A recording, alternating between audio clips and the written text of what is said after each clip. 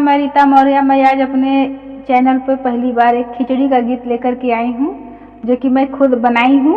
तो आप लोगों को सुनाने जा रही हूँ। आप लोगों को कैसा लगा हमें कमेंट में बताइएगा कि जो भी मैंने लिखा है कैसा लिखा है। तो अच्छा लगे तो लाइक ज़रूर करिएगा।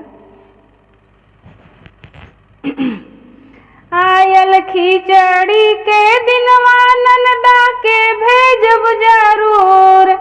आयल खिचड़ी के दिनवा ननदा के भेजब जरूर। आयल खिचड़ी के दिनवा ननदा के भेजब जरूर।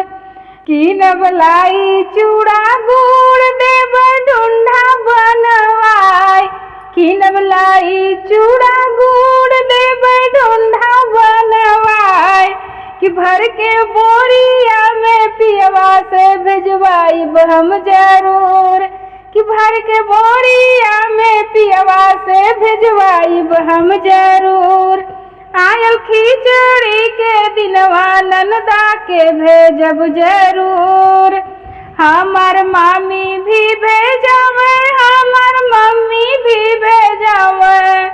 हमार मामी भी भेजावे, हमार मम्मी भी भेजावे। कि अपना ननदा के घरवा भेजवाई हमहू।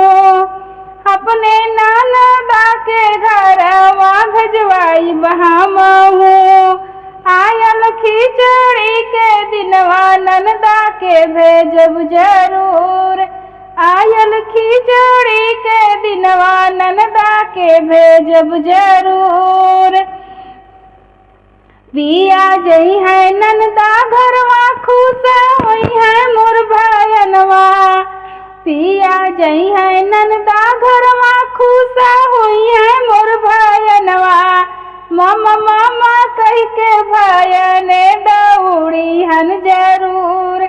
मामा मामा कह के भयने दौड़ी हन जरूर। आयल खिचड़ी के दिनवा ननदा के भेजब जरूर।